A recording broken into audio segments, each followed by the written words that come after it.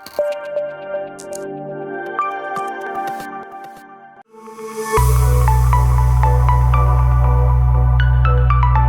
was just going to say what's striking is the dollar is down. Just take today's action. The dollar is down, which is normally a positive cue for gold. Gold is down at the same time. Bitcoin is up. That's very interesting. And I also think that the dollar having dropped on a trade-weighted basis by 7% last year and now resuming that downtrend is another stimulus. It should be a stimulus for gold too, but it is clear at the margin that Bitcoin is getting the flow that the incremental flow that normally might be going to gold. Well, to me, that's a key point that's happening lately. I mentioned this on live TV, and sometimes you get the pushback. It's like, oh, that's the trigger I wanted. I see Bitcoin, certainly today, potentially transitioning to the risk-off asset. I mean, funds are flowing from equities, i.e. Tesla, from bonds, from gold. And you look at days like today, bonds are down, stocks are down, Bitcoin's up. Is that a potential here? Are we kicking into an inflection where Bitcoin maybe is a risk-off asset? It's Tina, there's no other alternative. I think we're in such early days here. When you think that the market cap or network value of Bitcoin is roughly $950 billion, think about that in the context of an Apple. It's less than half of Apple's valuation. And here we're talking about the reserve currency of the crypto asset world, the first global digital monetary system. It's a very big idea, and now we have institutions moving, embracing this idea, or at least using Bitcoin as a hedge against what could go wrong. And so, as you say, Mike, there is a risk off. I mean, when you think about it, cash is supposed to be the ultimate risk off asset of choice. And here we have Bitcoin serving that role. It's very interesting. I think it may be early to say it's risk off though, Mike. What I would say though, what we're seeing and experiencing from investors is that it's not necessarily only going to be those momentum traders or folks that generally only invest in technology or technology related investments that have become excited about allocating to crypto. Thinking about our investor base, we're really starting to see allocations across investor mandates.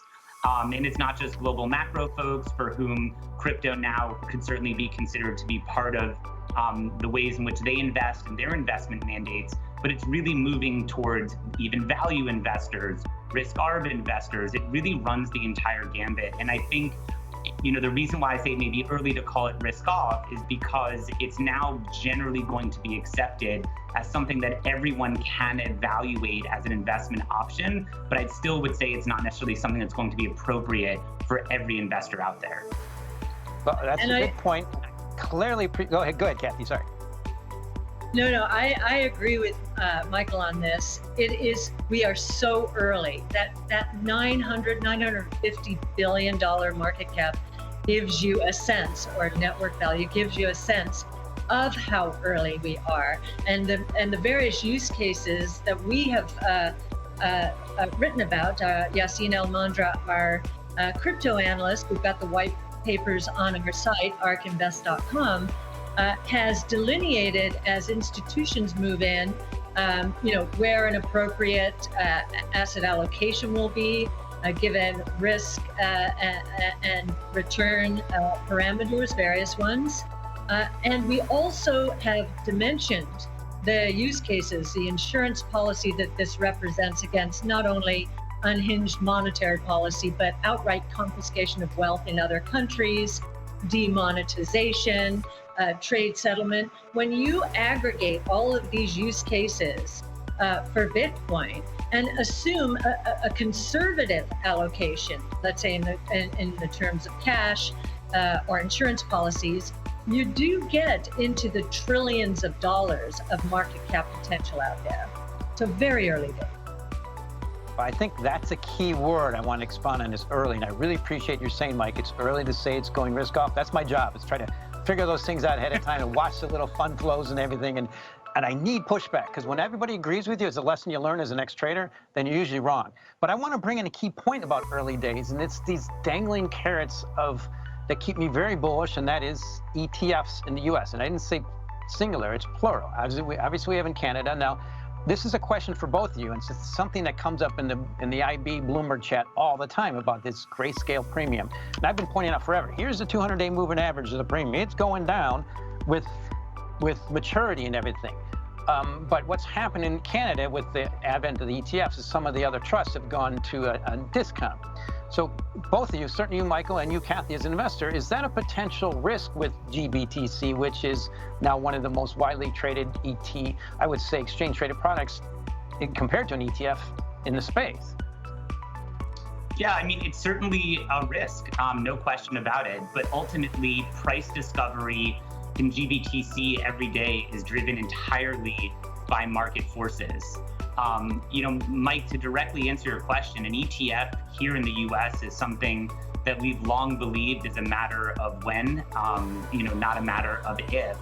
As you know, we spent the better part of 2017 looking to register GBTC on the NYSE as an ETF, made tremendous progress with the commission, and I'd say actually the commission has done a fantastic job engaging with us and other folks within the community, but they have still cited some different dynamics within the digital asset market, and Bitcoin specifically, that have not yet matured, that they would want to see in place before they could get comfortable with an ETF. And so while we're definitely encouraged by the growth and the adoption, the development of derivatives, a much healthier two-sided market, and a lot more participation, those aspects still remain largely unfulfilled. And over time, we have to remind ourselves that this asset only came about 12 or so years ago, and so we're still, again, back to our last comment, in very, very early days for it. Yeah, I think it'll be very interesting when Gary Gensler comes in as chair of the SEC. He spent the last few years at MIT. He's a student and a teacher around Bitcoin and blockchain technology. And the director of research for crypto at SEC has been promoted to report directly to the chairman. So I think we're going to see a lot of attention on it, and the people who are focused on it really know what they're talking about. I think the early days of the SEC, there was like, we're not quite sure what animal this is. Okay, now they are sure, and that's very healthy. I think it's positive for ultimately for approval of an exchange-traded product. And I think the most important thing, just think about what we're saying here. The risk everyone used to bring up to us when we first when we were first involved very early on with Grayscale, and still very much involved with Grayscale's GBTC. The risk we always heard, the pushback was, the government's going to shut this down. I think we've moved far away from that, and here we're putting into place a chairman of the SEC who's very familiar with Bitcoin, understands its value, and a research director on crypto whose background is more technology than finance. That's a terrific combination. Any thoughts on that? My sense is, I'm too much of an optimist, but I really hope, and I think the U.S. is going to embrace this like we did the internet, and regulate it. Like Cathie just said, potential risks to me, it's completely tilted the other way. If the U.S. is smart, they'll do the opposite of what China's doing, our rival now. Any thoughts on that with this embracing this space? Most notably, this is a decentralized, organically developed global reserve asset. It's not like all the other cryptos that are, someone else's project, someone else's liability. Sure. Like even Ethereum, product on Ethereum. Again, I think given where we are in the life cycle of this, the fact that we now have tangible commentary and or policy related to this asset class from the SEC, CFTC, IRS, FinCEN, Treasury, it does definitely add some validation to the asset class's staying power. And I do think that all of the folks in each of the seats at those respective organizations certainly recognize the role that the regulatory regimes here in the US play on a global level. So to your point, Mike, about this being global in nature, decentralized protocols that are gaining adoption on a global level, certainly the US's stance and posture towards this is certainly going to be paramount. And I certainly know that they appreciate that the world is watching. And so to Cathie's point, having regulators, taking on new seats who are familiar with this technology, we're totally hopeful that they will continue to, if not broaden their engagement with the industry. Go ahead. Oh, sorry. Make one comment on your focus on China, which I believe is apt. So Bitcoin, the Bitcoin blockchain is an open source technology, and China, mostly for capital control reasons, really wants to limit its exposure. It wants its own currency.